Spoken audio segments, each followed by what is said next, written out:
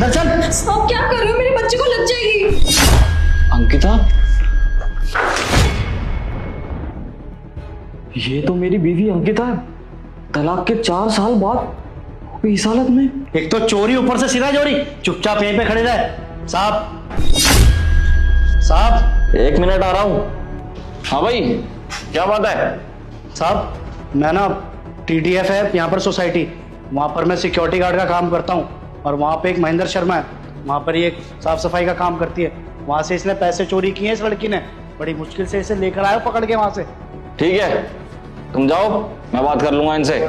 ठीक है साहब, कड़ी से कड़ी सजा मिलनी चाहिए इसको। अंदर चोरी करना भूल जाइए। हाँ जा। और सर, इसके मासूम चेहरे पे और इसके बच्चे के ऊपर मत जाना।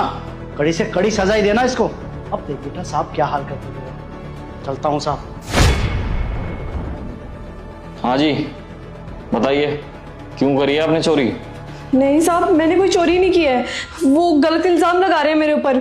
मैं अपने बच्चे के सर पे हाथ रख के कसम खाती हूँ, मैंने कोई चोरी नहीं की है। वो जिनके यहाँ पे मैं काम करती हूँ ना, महेंद्र जी, उनका बड़ा वाला लड़का गलत नजर डालता है मेरे ऊपर, उल्टी सीधी हरकत करने की कोशिश करता है। और जब मैं मना करती हूँ तो मेरे पे हाथ तक उठा देता है। और साहब, वो आज भी उल्टी सीधी हरकत करने की कोशिश कर रहा था। और जब मैंने मना किया, मैंने कहा कि मैं पुलिस में जाके कंप्लेंट करवा दूंगी, तो उल्टा मेरे ऊपर नाम लगा दिया। वो भी चोरी का। साहब, झूठा झूठा नाम लगाया उन्होंने मेरे ऊपर। मैंने कोई चोरी नहीं की है।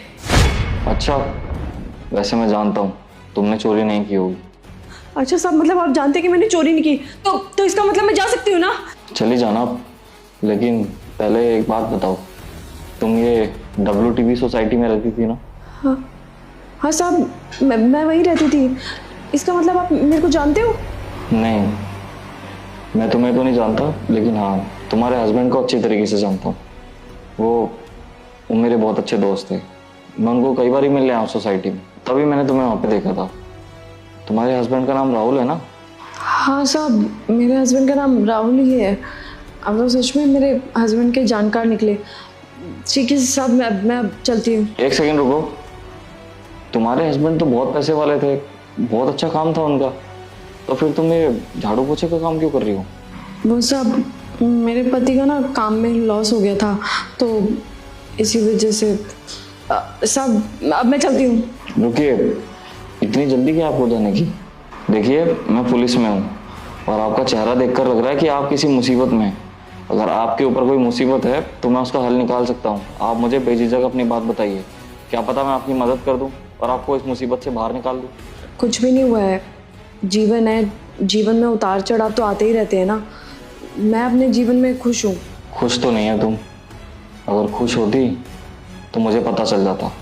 मैं एक पुलिस वाला हूँ और मुझे अच्छे से पता है कि किसके साथ क्या हुआ है। अगर मैं चाहता ना, तुम्हारे ऊपर झूठा केस लगाकर तुम्हें अंदर भी बंद कर सकता था, लेकिन मुझे पता है कौन मुजरिम है और कौन शरीफ आदमी। वैसे तो हम लोग इतनी बात करते नहीं हैं, लेकिन आपकी सिचुएशन देखकर मुझे ऐसा लग रहा है कि मुझे आपसे बात करनी चाहिए और आपकी परेशानी का हल निकालना चाहिए। और वैसे भी मैं आपके हस्बैंड को अच्छी तरीके से जानता हूँ, तो देखिए, जो भी बात है मुझे बताइए, क्या पता मैं आपकी मदद कर दूँ। साहब, मैं क्या बताऊँ आपको, आज जो भी कुछ मैं भुगत रही हूँ ना, वो मेरी गलती की सज़ा ही भुगत रही हूँ। गलती की सज़ा मतलब साहब, मैंने मेरे पति को डिवोर्स दे दिया था, क्योंकि मैं किसी और से प्यार करने लगी थी। किसी और लड़के के चक्कर में मैंने मेरे अच्छे खासे पति को डिवोर्स दे दिया, और यही मेरे जीवन की सबसे बड़ी भूल थी। लेकिन क्यों? तुम्हारे पति तुमसे प्यार नहीं करते थे क्या? मारते पीटते थे तुम्हें? मेरे पति तो बहुत अच्छे थे, मुझे बहुत प्यार करते थे, लेकिन मेरी अक्ल में पत्थर पड़े हुए थे जो मैंने उनको डाइवोर्स दे दिया। साहब, मेरे पड़ोस में एक लड़का रहता था, मुझे उससे प्यार हो गया था और उसी के चक्कर में मैंने मेरे पति से डाइवोर्स लिया था। पता नहीं उसने मेरे को ऐसा क्या पढ़ाया कि मैं जिद पे अड़गी थी। मेरे अच्छे खासे पति को मैं डाइवोर्स देने के लिए रेडी थी और मैंने डाइवोर्स दे भी दिया। इतना अच्छा खासा परिवार था मेरा, इतना अच्छा खासा पति था मेरा, मैंने सब कुछ अपने हाथों से ही तबाह कर लिया। अच्छा खासा बिजनेस था मेरे पति का, किसी चीज़ की कमी नहीं थी। जो चीज़ मांगती थी रात को वो चीज़ हाजिर भी कर देते थे, लेकिन मेरी अकल में ही पत्थर पड़े हुए थे ना, बस। तो अपने कर्मों की सज़ा ही भुगत रही हूँ मैंने मेरे पति को डाइवोर्स दे दिया और उस लड़के से शादी कर ली। और जब ये बच्चा इस दुनिया में आया, तब धीरे धीरे करके उसकी सारी असलियत मेरी आंखों के सामने आने लगी। वो मेरे को मारता था, पीटता था, मेरे को कहता था बाहर जाके काम कर। सर, वो हर तरह के नशे करता था और घर पे ही पड़ा रहता था, कोई काम नहीं करता था, जिसकी वजह से मुझे बाहर जाकर के काम करना पड़ता था। अब मैं अपने घर भी वापस नहीं जा सकती थी ना, क्योंकि मैंने मेरे पहले पति से भी लव मैरिज की थी और वो भी मेरे माँ बाप के मर्ज़ी के खिलाफ जा कर के ही की थी। और फिर उनसे डाइवोर्स लेने के बाद तो सवाल ही पैदा नहीं होता ना कि मेरे माँ बाप मुझे एक्सेप्ट करेंगे। तो अब मैं घर भी नहीं जा सकती और उस लड़के के साथ फंस गई हूँ। और तो और सर, मुझे ये बहुत बाद में पता लगा कि जैसे उसने मुझे बहला फुसला के शादी की थी, वैसे ही एक और लड़की है जिससे अभी वो हाल फिलहाल में ही शादी करने वाला है। उसने मेरी पूरी ज़िंदगी ख़राब कर दी सर। अच्छा, तुम्हारे साथ इतना सब कुछ हो गया, तुमने उससे कुछ बताने की कोशिश की या तुम कभी मिली हो उससे? नहीं साहब, मैं मेरे राम जैसे पति के पास वापस जा कर के क्या करूँगी? मैंने तो उनकी ज़िंदगी वैसे ही तबाह कर दी थी ना, और अब वापस जाऊँगी वो भी इस बच्चे को लेकर के, वो मुझे कभी भी एक्सेप्ट नहीं करेंगे साहब। और मैं चाहती भी नहीं कि वो मेरे को एक्सेप्ट करें, मैंने गलती इतनी बड़ी करी थी। और वैसे भी साहब, इस बात को 3-4 साल तो हो ही चुके हैं। मुझे तो लगता है उन्होंने अब शादी भी कर ली होगी और उनकी गृहस्थी भी अच्छी चल रही होगी।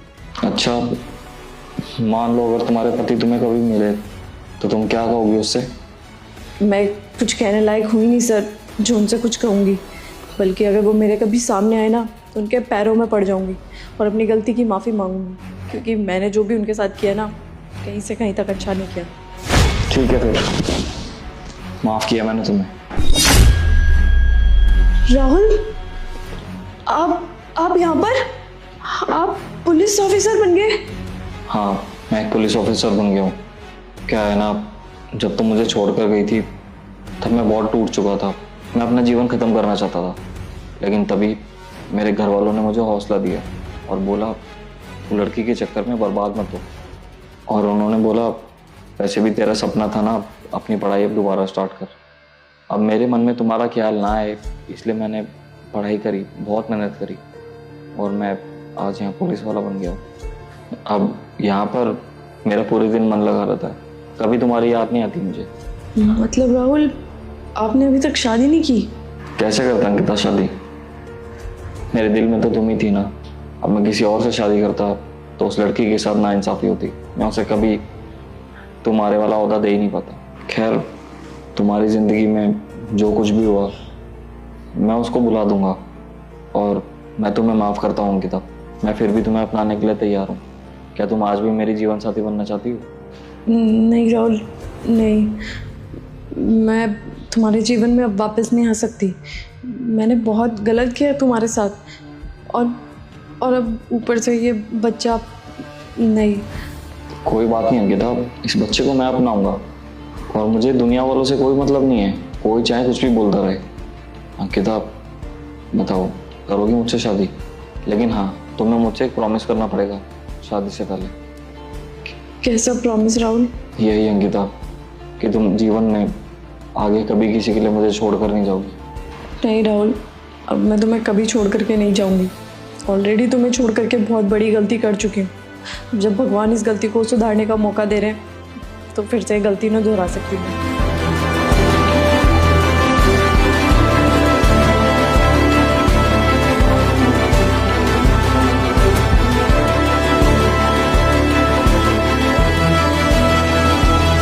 सन्नी, मेरी बहन चेतना आ रही है। ठीक है माँ, आने दो उसे। आज पता चल जाएगा कि मेरी बहन सच में मुझसे प्यार करती है या फिर सिर्फ पैसे का लालच है उसे। चलो।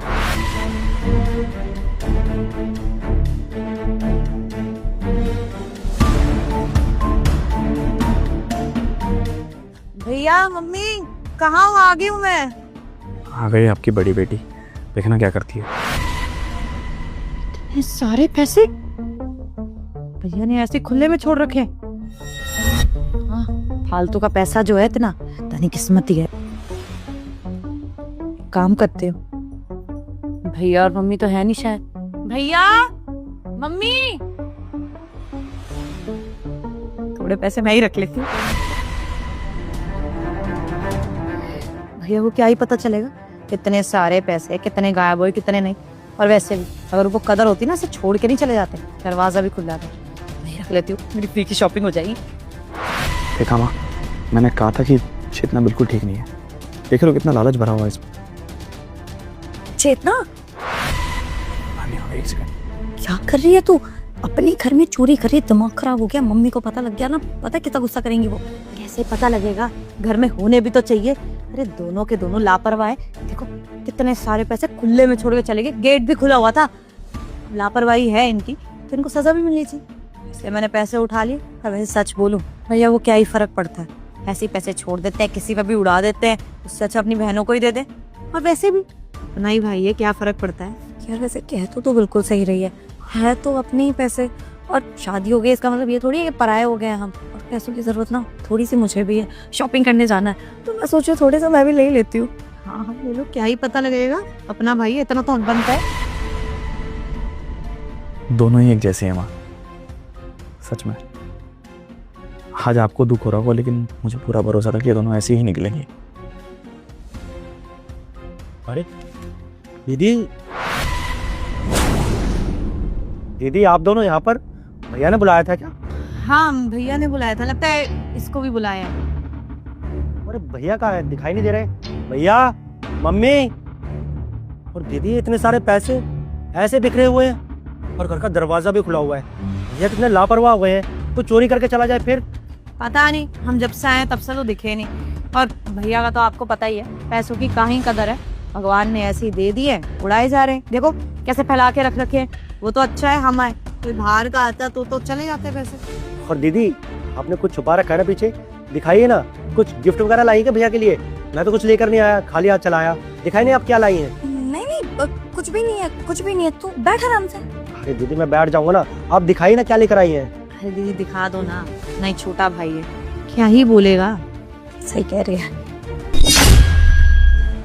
पैसे मैंने ना थोड़े से पैसे उठा लिए। और खबरदार तूने मम्मी या भाई को कुछ भी बता दो, छोड़ूंगी नहीं तुझे मैं, समझा? अगर मेरा भाई भी गलत निकला ना, तो इस दुनिया में बहुत अकेला पड़ जाऊंगा सच में। दीदी, आपने अपने ही घर में चोरी की है। ये हमारे सगे भैया का घर है और आप भैया के घर में ही चोरी कर रही हैं। किसी पराये का घर नहीं है ये, शर्म आनी चाहिए आपको। भाई अपने ही घर में चोरी कैसे हो गई? हमारा ही घर है ना, हमारा ही भाई है। किसके लिए पैसे कमा रहा है? शादी भी नहीं हुई अभी तक तो बहनों के लिए कमा रहा है। हमने ले लिए, उन्होंने क्या, देखो मैंने भी ली है, क्या फर्क पड़ता है। और वैसे एक बात बोलूं, भैया और मम्मी घर पर नहीं है, आप भी इनमें से कुछ पैसे उठा लो। वैसे भी आपको सबसे ज्यादा जरूरत है इन पैसों की। दीदी कैसी बातें कर रही हैं आप भैया के घर में चोरी कर रही हैं, आपको शर्म नहीं आ रही है? आप देख लेना, भैया को आने दीजिए, मैं भैया को सारी बातें बता दूंगा। और भैया को पता चलेगा कि आपने चोरी की है तो उनको कैसा लगेगा, आपने कभी सोचा है? बिल्कुल ठीक कह रही है वो। और वैसे भी तेरा काम अभी अच्छा चल नहीं रहा है, सबसे ज्यादा पैसों की जरूरत तो तुझे है। और थोड़े से पैसे उठा लेना, क्या हो जाएगा। और ये पैसे कौन सा किसी और के हैं, हमारे ही तो हैं। अब पैसे पड़े हुए हैं, उठा लिए। अगर कल को कोई कुछ पूछेगा भी तो बोल देंगे कि ले लिया हमने, कौन सी बड़ी बात है। अपने ही घर के तो बच्चे हैं, उठा ले। पहली बात ना, भैया को कुछ बताने की जरूरत नहीं है। और दूसरी बात, बिल्कुल पागल हो क्या आप? अरे दीदी बिल्कुल भी दिमाग नहीं है, इनकी नौकरी गई हुई है, घर में खाने के लाले पड़े हुए हैं। ये नहीं कि पैसे उठा ले, यहाँ पे इनको ईमानदारी सूझ रही है। तो क्या करना है ऐसी ईमानदारी का? ये जो आप ईमानदारी रखते हैं ना, उसकी वजह से ही कहाँ पर हुआ। और भैया तो आपकी मदद करते हैं नहीं। अगर हम पैसे मांगे ना, 2 मिनट में हमें पैसे ले देते हैं। ये ना कलयुग है, यहाँ पे ऐसे ही चलता है। बिल्कुल ठीक कह रही है वो, उठा ले पैसे। और तुझे पता है ना मम्मी मेरी कितनी बात सुनती है, अगर वो पूछेंगी तो मैं समझा दूंगी। उठा ले। बस दीदी, मुझे पैसे चुराने की जरूरत नहीं है। और मैं मानता हूँ मैं काम नहीं करता हूँ, पर मैं आप लोगों की तरह चोरी नहीं करना जानता। और आप तो बड़ी है ना इस घर में सबसे, आपको दीदी को समझाना चाहिए कि चोरी करना कितनी गलत बात है। और आप भी इस चोरी में उनका साथ दे रही हैं। अरे भैया ने आपकी शादी में कोई कमी छोड़ दी थी क्या? आप लोगों को शादी में इतना कुछ दिया है भैया ने, इतने बड़े घर में शादी कराई है, आप लोग इतने ऐशो आराम की जिंदगी जीती हैं, उसके बाद भी आप भैया के घर में चोरी कर रही हैं। देखिए दीदी, बहुत गलत कर रही हैं आप लोग। देखा माँ, मैंने कहा था ना, संजय भले ही गरीब है लेकिन लालची नहीं है। लेकिन आज के बाद इसकी सारी परेशानियां दूर कर दूंगा। अच्छा ठीक है, नहीं करनी चोरी ना तो मत कर, लेकिन प्लीज हमारे लिए ना मुंह बंद रखियो। अगर अभी भैया है ना, कुछ बोलने की जरूरत नहीं है। खुद का नुकसान करा रहा है, हमारा भी नुकसान हो। ठीक है दीदी, मैं किसी को नहीं बताऊंगा और ये पैसे उठाकर रख देता हूँ। ऐसे रख। चलो माँ, फैसला लेना थोड़ा सा मुश्किल है लेकिन लेना भी जरूरी है। आ जाओ। क्या हो रहा है यहाँ पर?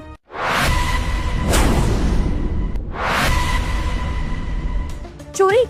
भैया देखो ना, चोरी कर रहा है, अपने घर में चोरी कर रहा है। मैंने तो मना भी किया था लेकिन सुनता कहाँ है ये। ज्यादा हाथ से निकल गया ना, इसलिए समझ नहीं आती बड़ी बहनों की बातें, है ना। और कर ले चोरी, मना किया था ना। अब लेकिन देख रंगे हाथों पकड़ा गया ना, अब दे सफाई, जो भी बोल रहा है बोल अब। हाँ भैया, हम अंदर आए ना तो पैसे चोरी कर रहा था ये। हमने पूछा कि भैया ने लेने को बोला है क्या, तो सीधा सीधा मुंह में मुकर गया कि नहीं मैं तो चोरी कर रहा हूँ, बस भैया वो कुछ बताना मत, मेरे को जरूरत है इसलिए मैं लेके जा रहा हूँ, देख लो। दीदी आप लोग झूठ क्यों बोल रही हैं? भैया मैं चोरी नहीं कर रहा था, ये पैसे यहाँ पर बिखरे हुए पड़े थे, मैं बस उठा के रख रहा था। भैया मैंने चोरी नहीं की है, बल्कि दीदी चोरी कर रही थी, मैं सच बोल रहा हूँ।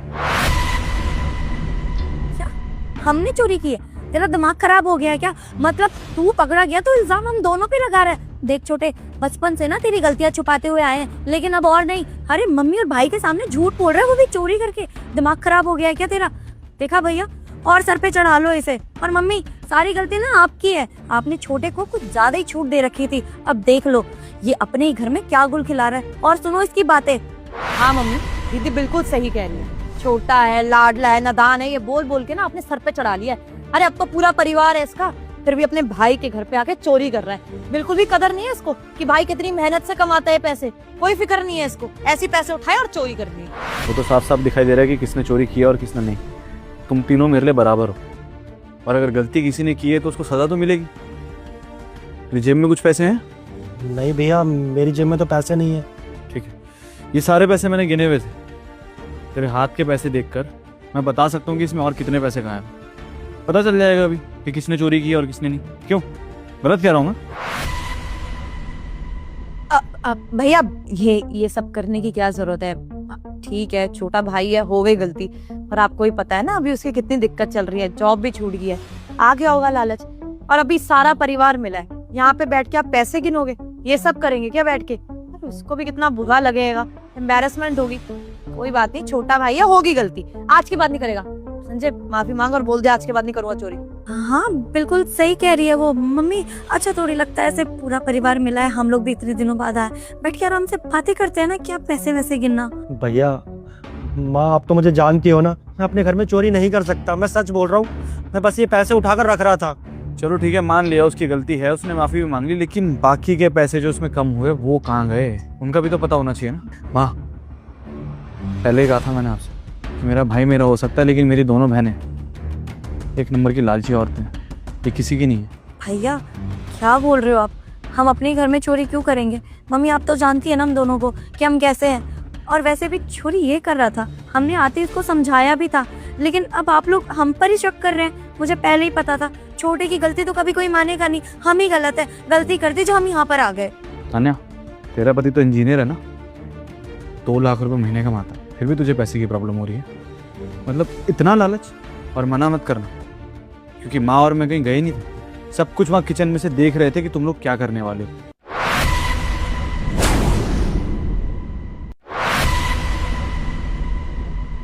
सब देखा है हमने, तो बस शांति से खड़े रहो और जो मैं कह रहा हूँ वो सुनो। जितना तू, तेरे पति का भी इंपोर्ट एक्सपोर्ट का बिजनेस है, लाखों रुपए महीने के वो भी कमाता है, लेकिन फिर भी ये 5-10 हज़ार का लालच, शर्म आनी चाहिए तुम दोनों। और वहीं तीसरी तरफ मेरा भाई है, जिसने आज तक मुझसे कोई मदद नहीं ली।